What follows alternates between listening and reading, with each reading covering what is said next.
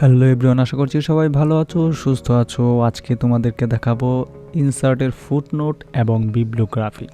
তো ইনসার্টের ফুটনোট কি এবং বিব্লিওগ্রাফি কি সেটা আমরা একটু প্রথমেই জেনে নেই, একটু এক্সপ্লেন করি তোমাদের সাথে। ফুটনোটটা কি? ফুটনোটটা মনে করো তোমাদেরকে এখানে একটা পৃষ্ঠা আমি তৈরি করলাম, এখানে আমাদের একটা কি বলে একটা ডকুমেন্ট তো অবশ্যই আছে। এই ডকুমেন্টসের ভিতরে আমি চাচ্ছি একটা নোট তৈরি করতে। কীরকম? আরও একটা পেজ তৈরি করি, দুইটা পেজ কপি করি, তাহলে একটু ইজিলি হবে। দিলাম এখানে, পরেরটা চলে গেল। হ্যাঁ, আচ্ছা, তো এরকম আসলো, আমরা এরকম রাখলাম তোমাদের সাথে। এটা আপাতত কিছু না, লাইক এটা কীরকম দেখাচ্ছে সেটা আমাদের কোনো বিষয় না। আমরা আজকে শিখবো যেটা ফুটনোট। তো ফুটনোটটা কি একটু খেয়াল করো। দেখো, আমরা ফুটনোট তৈরি করতে হলে নির্দিষ্ট যে কোনো একটা টেক্সট অথবা কি বলে একটা লাইন অথবা একটা প্যারাগ্রাফ আমাদের সিলেক্ট করতে হবে। আমরা চাচ্ছি এইটার উপর একটা ফুটনোট তৈরি করতে, ঠিক আছে? এটার উপর। তো এটাকে সিলেক্ট করলাম। সিলেক্ট করার পরে আমরা ইনসার্ট ফুটনোটে ক্লিক করব। ক্লিক করার পর দেখো 1 হিসেবে চলে আসছে নিচে, সবার নিচে। এখানে আমরা কিছু একটা লিখব, দিস ইজ ওয়ান নোট। আমরা দিলাম দিস ইজ ওয়ান নোট, অর্থাৎ এটা 1 নাম্বার নোট দিলাম। আবার গেলাম, একটু খেয়াল করে দেখো, এই যে ইন এ ওয়ার্ড, এখানে সবার শেষে একটু যদি আমরা জুম করে দেখাই তোমাদের, দেখো একটা 1 রয়েছে। তার মানে কি এখানে একটা নোট তৈরি আছে। এই যে দেখো, এই 1-এর কাছাকাছি আমরা যখন মাউসটা নিচ্ছি তখন স্পষ্ট দেখাচ্ছে দিস ইজ ওয়ান নোট, অর্থাৎ এটা 1 নাম্বার নোট। এখন তুমি চেঞ্জ করে অন্য কিছু দিতে পারো, this is example, example note. আচ্ছা, এক্সাম্পল নোট। এখন যাও, দেখো এখানে দিস ইজ এক্সাম্পল নোট লেখা রয়েছে। আবার যদি আমরা এই লাইনটাকে একটা নোট দেই, তাহলে এটাকে সিলেক্ট করবে ইনসার্ট নোট, বোম, লিখবো আমরা this text is second note দিলাম। এটা হচ্ছে দ্বিতীয় নোট। আমরা আমাদের মতো লিখলাম। লেখার পরে দেখো এই লেখাটার সামনেও কিন্তু 2 চলে আসছে। এটা নোট নাম্বার 2, এটা হচ্ছে নোট নাম্বার 1। তো এখানে আমরা যখন রাখলাম 2 এর উপরে, দেখো কি লেখা দেখাচ্ছে, this text is second note. আমরা যা লিখেছি সেটাই এখানে দেখাচ্ছে। ওকে, তো এইগুলো কিন্তু ইনসার্ট নোট, যেটাকে আমরা ফুটনোট হিসেবে বলে থাকি, ঠিক আছে? তো এইভাবে আমরা ফুটনোটটি তৈরি করতে পারি। তো ফুটনোট তৈরি কিভাবে করতে হয় দেখো, সেটা দেখাইলাম। তো এই ফুটনোটগুলো আমরা আমাদের মতো করে চিন্তা করে কাজ করতে পারি, ঠিক আছে? তো আরও একটা কাজ রয়েছে, আমরা যদি একটু দেখি।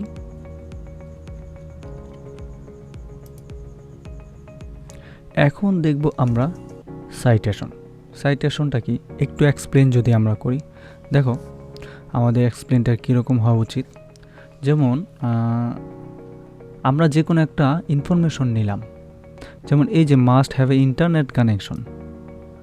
হ্যাঁ, ইন্টারনেট কানেকশন, এটার জন্য একটা আমরা মন্তব্য তৈরি করব। অর্থাৎ এই লেখাটা, এই টেক্সট বা এই রেফারেন্সগুলো আমরা কোত্থেকে নিয়েছি। সাইটেশনের কাজ হচ্ছে রেফারেন্সগুলোকে আলাদা করে দেওয়া। যেমন এতটুকু লেখা ধরলাম আমি আমার না, আমি একটা কম্পিউটারতে, অর্থাৎ আমি উইকিপিডিয়া হোক যে কোনো পেপার পত্রিকা থেকে নিছি এতটুকু লেখা। তো এতটুকু লেখা যেহেতু আমি নিজে তৈরি করি নাই, এটার জন্য একটা রেফারেন্স আমাকে দিতে হবে। আমি কোত্থেকে এনেছি এটাকে আমি জাস্ট সিলেক্ট করব।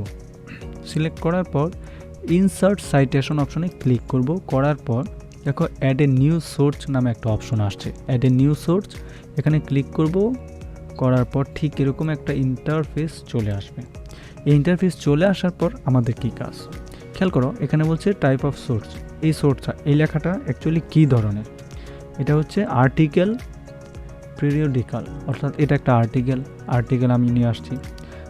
এখানে বই থাকতে পারে, অর্থাৎ বইয়ের কোনো রেফারেন্স হলে বই, বুক সেকশন, জার্নাল বা সাংবাদিকদের আর্টিকেল, তারপর কনফারেন্স প্রসিডিং, অনেক রিপোর্ট ওয়েবসাইট থেকে যদি আমি কোনো তথ্য আনি তাহলে ওয়েবসাইট এরকম। হ্যাঁ, তারপর নিচে দেখো document from website, electronic source, art, অর্থাৎ আমি যেখান থেকে নিয়ে আসি, পারফর্ম, ইন্টারভিউ, হ্যাঁ, কাস্ট, মিস, এখানে অনেক কিছু রয়েছে। যেমন আমি এই ডকুমেন্টটি ওয়েবসাইট থেকে নিয়ে আসছি, যে কোনো একটা ওয়েবসাইট থেকে। সাপোজ ডকুমেন্ট ফ্রম ওয়েবসাইট, এটাতে ক্লিক করলাম। ক্লিক করার পর দেখো এখানে একটা ইন্টারফেস কিন্তু ঠিক আগের মতোই আছে। দেন অথর, এটা কে লিখেছে, এটা কিন্তু অবশ্যই আমি না, আমি যেখান থেকে নিয়ে আসছি, যে ওয়েবসাইট থেকে নিয়ে আসছি, যেমন ওয়েবসাইটের থেকে মাসুদ মিয়া দিলাম, উনি লিখেছেন। তারপর ওনার ওয়েবসাইটের পেজ, নেম অফ ওয়েবসাইটের পেজ এমজি, ওয়েবসাইটের পেজ দিলাম, ওয়েবসাইটের নাম দিলাম, হ্যাঁ, ওয়েবসাইটের নাম দিলাম। তারপর কত সালে এটা আমি এই সোর্সটা এখানে দিয়েছি, ধরো 2020 সালে দিলাম। কোন মাসে, এগুলো আমার দেওয়ার দরকার নেই আপাতত, এতটুকুই থাকুক। দেন আমি ওকে দিলাম। ওকে দেওয়ার পর দেখো একটা যে অপশন চলে আসছে, এটা কি, এই যে এখানে একটা কি চলে আসছে, এখানে একটা রেফারেন্স চলে আসছে। তো এই রেফারেন্সটা দেখো আমরা যখন এখানে ক্লিক করি, জুম করলে দেখো এটার সাথে যখন নেই, এটা কিন্তু ক্লিক করলে এরকম একটা অপশন চলে আসছে। এটা একটা রেফারেন্স, হ্যাঁ, অর্থাৎ আমি কোত্থেকে এই লেখাটা আনলাম, এটা একটা রেফারেন্স।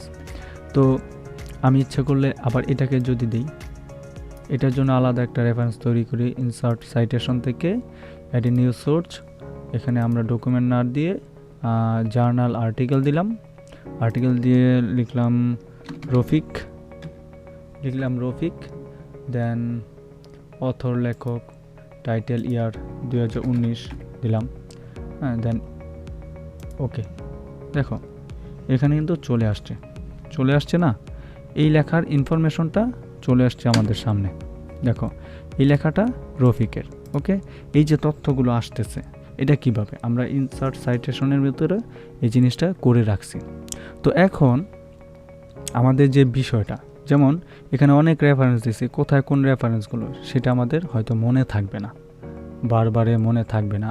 আমাদের কি করা উচিত, আমাদের সবগুলো রেফারেন্স আমরা কোথায় দিয়েছি সবার নিচে একটু দিয়ে দেব, সবার নিচে তথ্যটা দিয়ে দেব। তো সবার নিচে যাই, আমরা একটা পেজের নিচে যাওয়ার পর আমরা বিব্লিওগ্রাফি অপশনটাতে ক্লিক করব। ক্লিক করার পর ইনসার্ট বিব্লিওগ্রাফি ক্লিক, দেখো চলে আসছে, বুম। আমরা এ পর্যন্ত যেখানে যেখানে রেফারেন্স দিয়েছি প্রত্যেকটা রেফারেন্স এখানে একসাথে আসছে। তো আমরা এটার উপরে লিখে দিলাম রেফারেন্স, এটা লিখে আমরা একটা কালার চেঞ্জ করে দিই, এরকম হইতে পারে। তো আশা করছি বন্ধুরা বুঝতে পেরেছো কিভাবে বিব্লিওগ্রাফিগুলো এখানে আসে। এটাকে আবার দেখো আমরা যে এটা আসলো, কিভাবে আসলো, দেখো ইনসার্ট সাইটেশনে যাওয়ার পর আমরা অলরেডি যা তৈরি করছি, যা রেফারেন্স দিয়েছি প্রত্যেকটা রেফারেন্স এখানে আছে। তো বিব্লিওগ্রাফির কাজটা হচ্ছে তারা একসাথে সবগুলো রেফারেন্স ক্লিক করে ক্যাচ করে ধরে নিচে বসাই দিবে। এটা নিচে না, আমি ইচ্ছে করলে মাঝখানেও বসাইতে পারি, যেমন এখানে বিব্লিওগ্রাফি দেখো। দেন এটার একটা মডেল আছে, মানে কোন কোন টাইপের হবে, আমি ওকে দিলাম, দেখো চলে আসছে, ঠিক আছে। এইভাবে চেঞ্জেস করে করে আমরা আমাদের ফুটনোট এবং বিব্লিওগ্রাফি ইনসার্ট সাইটেশন চেঞ্জ করতে পারি। আশা করছি বন্ধুরা বুঝতে পেরেছো। Thank you so much, let's go start it.